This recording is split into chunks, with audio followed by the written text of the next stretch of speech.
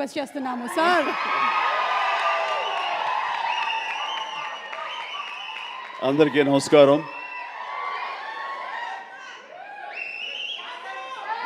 కొన్ని ఫంక్షన్స్కి రావటానికి ఎంతో ఉత్సాహంగా ఉంటుంది. వాళ్ళు పెద్దవాళ్ళ చిన్నవాళ్ళ ఎలాంటి వాళ్ళ నేను చూడనది.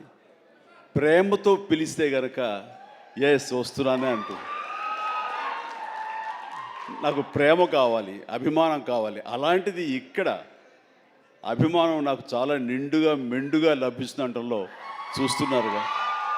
ఇక్కడ ప్రతి ఒక్కళ్ళు అంత ప్రేమ కురిపిస్తుంటే ఇది ఆస్వాదించడానికి నేను వచ్చినందుకు నాకు చాలా చాలా సంతోషంగా ఉంది. అండ్ ఈ రోజున మీతో పాటు ఇలా షేర్ చేసుకోవటం అండ్ ఇక్కడ మీరు ఇంత ఉత్సాహంగా వచ్చి ఈ ఫంక్షన్ని ఇంత వైబ్రెంట్గా ఇంత ఉత్సాహంగా ఇది జరగడానికి కారణమైనటువంటి మీ అందరికీ కూడా నా మనస్ఫూర్తిగా నా సంతోషాన్ని అభినందనలు తెలియజేస్తున్నాను. మొన్న పాండమిక్ కోవిడ్ సమయంలో అది ప్రపంచంలో చాలా వ్యవస్థల్ని చాలా రంగాల్ని అతలాకుతలం చేసింది, కన్ఫ్యూజ్లో పెట్టేసింది, భవిష్యత్ ఏమిటో తెలియని అగమ్య గోచరంలో పెట్టింది. అలాంటి పరిస్థితిలో సినిమా రంగం కూడా ఏమైపోతుంది అనే ఒక డోలాయమాన పరిస్థితిలో ఉన్నప్పుడు చూస్తే నిజంగానే అందరూ ఓటీటీలకి అలవాటు పడిపోయారు. అది భాషలకు సంబంధం లేకుండా ఏ భాషా చిత్రాలు సరే చూసి వాళ్ళకి ఎక్స్పోజర్ చాలా ఎక్కువ వచ్చేసింది. ఇలాంటి వాళ్ళకి ఏ సినిమాలు తీసి మనం సాటిస్ఫై చేయగలం, ఇలాంటి వాళ్ళని మనం సంతృప్తి పరచగలమా అనేది ఎప్పుడూ ఒక రకంగా మీమాంసలు ఉంటుండేవాడు. ఆ తర్వాత అలవాటైపోయి జనాలు ఇళ్లలో ఓటీటీలో సినిమాలు చూడటం అలవాటైన తర్వాత వాళ్ళని థియేటర్కి రప్పించడం చాలా కష్టం అండి. అన్లెస్ అది ఏదైనా ఈవెంట్ ఫిల్మ్స్ కానీ, బిగ్ హీరో ఫిల్మ్స్ కానీ, హై బడ్జెట్ ఫిల్మ్స్ కానీ థియేటర్లోనే ఆ సినిమా చూడాలి, ఆ ఎక్స్పీరియన్స్ మనం పొందాలి అనుకునే సినిమాలకు తప్ప చిన్న చిత్తగా సినిమాలకి రావడం చాలా కష్టం అన్నప్పుడు ఇదేమి కష్టకాలం మనకి ఇండస్ట్రీకి. ఈ సినిమా ఇండస్ట్రీ ఏమైపోతుంది, ఒక 5-6 పెద్ద సినిమాలను ఆడినంత మాత్రాన అది సినిమా ఇండస్ట్రీ ఓహో అంటూ కాదు. చిన్న సినిమాలు, చితక సినిమాలు, అన్ని సినిమాలు ఇక్కడ ఎంతో ఉత్సాహంగా జరుపుకోవాలి. షూటింగ్లో ఎంతోమందికి ఉపాధి కల్పించాలి, ప్రతి ఒక్కరు కళకళలాడుతూ ఉండాలి. ఆ చిన్న సినిమాలు అవన్నీ ఏవైనా అన్నీ కూడా ఆడాలి, అప్పుడే పరిశ్రమ అలాగా సజావుగా కొనసాగుతుంటుంది అని అనుకునే మాలాంటి వాళ్ళకి అలా కోరిక నాకు ఒక రకమైనటువంటి చిన్న బెరుకు వచ్చింది. ఏ సినిమాలు చేయాలి, ఎలాంటి సినిమాలు చేసి రాణించాలని. కానీ అవన్నీ కూడా కరెక్ట్ కాదు. ప్రేక్షకుల్లో ఎప్పుడు తప్పు ఉండదు. ఏదైనా తప్పు ఉండి సినిమాలు ఆడలేదు, రాణించలేదంటే అది ఇదిగో స్టేజ్ మీద మా అందరి తప్పే తప్ప అది ప్రేక్షకుల తప్పు కానే కాదు. అది ఉదాహరణగా ఈ సంవత్సరం 2024లో ఆరంభంలో ఇక్కడ ప్రశాంత్ వర్మ ఉన్నాడు, తను సజ్జా తేజ వీళ్ళు చేసినటువంటి సినిమా హనుమాన్, ఆ సినిమాతో శుభారంభం అయింది. ఆ సినిమాని అనూహ్యంగా లోకల్గా అనుకున్నారు, కానీ ఆంధ్ర తెలుగు సినిమా కాదు, అది ఆల్ ఇండియా సినిమాపై అయిపోయింది. అక్కడి నుంచి ప్రారంభమైనటువంటి ఈ ఆదరణ, చిన్న సినిమాల పట్ల ఆదరణ, చిన్న సినిమాలు అనుకున్నవి, లో బడ్జెట్ అనుకున్నవి తీసిన సినిమాల్ని హై బడ్జెట్ సినిమాల్ని పెద్ద సినిమాలుగా మార్చారు మన తెలుగు ప్రేక్షకులు. అది అందులో దాని తర్వాత వచ్చినటువంటి మన వరుస సినిమాలు, నాకు పేరు వరుస గుర్తు రావట్లేదు, కానీ చాలా సినిమాలు అంటే నీహారిక తీసిన కమిటీ కుర్రవాడు కానివ్వండి, ఆ తర్వాత మన సిద్ధు జొల్లగడ్డ చేసినటువంటి టిల్లు సినిమా కానివ్వండి, ఆ తర్వాత ఆయ్ అనే సినిమా, ఇట్లా ఒకటేంటి చాలా సినిమాలు వరుసగా హిట్ అవుతూ ఒక్క సమ్మర్ మాత్రం అంత మంచి సీజన్ ఈ సినిమాలు లేకుండా చేసుకున్నాం. అది మన యొక్క జాప్యంలో జరిగినటువంటి పొరపాటే తప్ప ఆ తర్వాత మళ్ళీ చూస్తే కనుక మొన్న దీపావళికి అమరన్ కానీ, కా కానీ, ఆ తర్వాత లక్కీ భాస్కర్ కానీ ఇవన్నీ కూడా ఎంత ఆదరణ పొందినాయి అంటే అంతా ఇంత కాదు. వీటి వెనకాల ఎవరు పెద్ద పెద్ద డైరెక్టర్స్ ఎవరు లేరు, పెద్ద పెద్ద యాక్టర్లు ఎవరు లేరు. ఇది కోటాను కోట్లు ఖర్చు పెట్టి తీసినవి కావు. బట్ కంటెంట్ అన్నది ఈ రోజున మన ఆయువు పట్టు. ఆ కంటెంట్ బాగుండాలి, సినిమాల్లో ఎంటర్టైన్మెంట్ పొందగలగాలి, వాళ్ళు ఇవ్వగలగాలి. మనం అది ఆస్వాదించడానికి ఎప్పుడు ప్రేక్షకులు రెడీగా ఉంటారు. అది అందుకు నేను అంటాను, ఏదైనా సినిమాలు ఆడవు, ఇక ఓటీటీకి అలవాటు పడిపోయారు, థియేటర్స్ రావడం అది కష్టం అనేది మాత్రం అవాస్తవం. ఈ రోజున మొన్న ఈ సినిమా వరుసలో మన సత్య ఇందులో ఉన్నాడు. సత్య చేసినటువంటి అలాగే మన కీరవాణి గారి అబ్బాయి చేసిన శ్రీ మత్తు వదలరా 2 ఎంత బాగుంది ఆ సినిమా, ఎంత సరదాగా ఉంది, ఆద్యంతో చాలా చాలా బాగుంది. ఇవన్నీ కూడా నేనే ఉత్సాహంగా సినిమాలు 2 సార్లు చూశాను ఆ సినిమా. ఇట్లాగా సినిమా బాగుంటే థియేటర్స్కి వస్తారు, చూస్తారు, వాళ్ళు ఎంటర్టైన్మెంట్ పొందడానికి వాళ్ళు ఎంత డబ్బైనా ఖర్చు పెట్టడానికి రెడీగా ఉన్నారు. అయితే ఆ సినిమా వాళ్ళకి అందేలాగా మనం చాకచక్యంగా తీయాలి, మనం శ్రద్ధాశక్తులతో తీయాలి. ఆ కంటెంట్ని మనం 1-2 సార్లు చెక్ చేసుకుంటే కానీ మనం బయటకు వదలకూడదు. ఎందుకంటే ఈ రోజున దాదాపుగా 125 సినిమాల దాకా ఇంతవరకు రిలీజ్ అయితే అందులో ఆల్మోస్ట్ 20% ఫిల్మ్స్ సూపర్ హిట్ అయినాయి. ఇది మంచి పర్సంటేజ్. అండ్ ఆ రకంగా ఈ రోజున ఈ జీబ్రా మంచి కంటెంట్ తోటి ఉందని అర్థమవుతుంది. ఇది వెరీ గుడ్ ఎంటర్టైన్మెంట్ ఉంది. ఇందులో మంచి స్టార్ కాస్ట్ ఉన్నారు, అందరూ వండర్ఫుల్ యాక్టర్స్ ఉన్నారు. అండ్ టోటల్గా ఇది మంచి ఎంటర్టైన్మెంట్తో పాటు ఒక క్రైమ్ ఎలిమెంట్, ఇప్పుడే విన్నాను ఫ్యామిలీ కూడా ఉంది, ఎమోషన్స్ ఉన్నాయని విన్నాను. ఖచ్చితంగా ఈ జీబ్రా మంచి హిట్. ఇప్పుడే రాశాను అక్కడ, ఈ బొమ్మ సూపర్ హిట్ అని. అవ్వాలి, అవుతుంది. అండ్ ఎందుకంటే ఇందులో నాకు కావలసినటువంటి నా మనుషులు అయితే ఏంటంటావు ఇప్పుడు?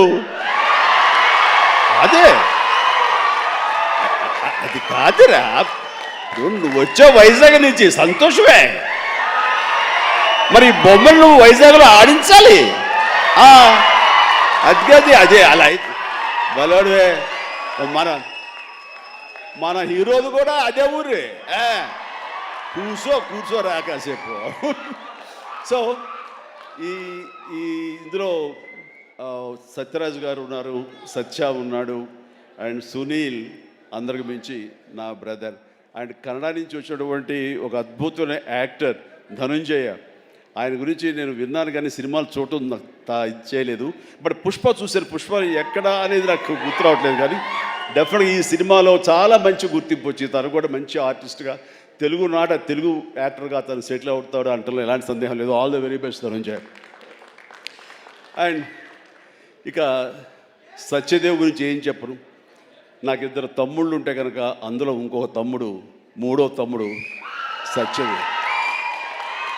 అంతటి ప్రేమని తను చూపించే ప్రేమలో ఎక్కడ కల్మషం ఉండదు. ప్రేమ అందులో నిజాయితీ ఉంటుంది, నిజమైన ఎమోషన్ ఉంటుంది. తను ఇందాక చెప్పినవన్నీ కూడాను అన్ని సత్యాలు. ఎందుకంటే నాకు అతను చూడగానే అతనిలో ఒక స్వచ్ఛత ఉంటుంది సార్, ఆనెస్ట్, సిన్సియర్. అది మాత్రం చాలా అద్భుతం.